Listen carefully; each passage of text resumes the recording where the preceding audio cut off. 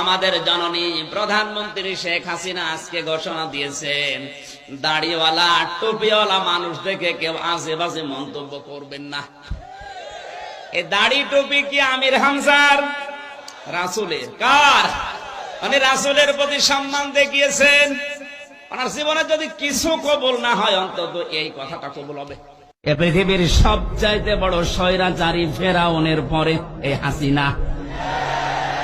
তো মানুষের কাছে ছড়িয়েছে যে এরা জামাত, এরা শিবির। ভণ্ড, তুই আমার কুষ্টিয়ায় খবর নিয়ে আয়, আমার 14 বংশ আওয়ামী লীগ।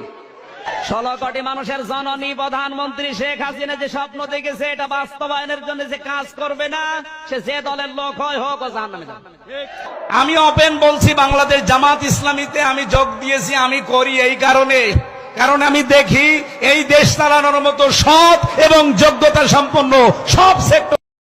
আহা শোনা গো, আমার কত সুন্দর এক মুখে দুই কথা, এক মুখে কত রকম কথা বলে। দেখেন আমাদের রাশ্মিকা মান্দানার জামাই, যিনি নায়িক নায়িকাদের কথা বলেন স্টেজে উঠলে, উনি কোরআনের হাফেজ।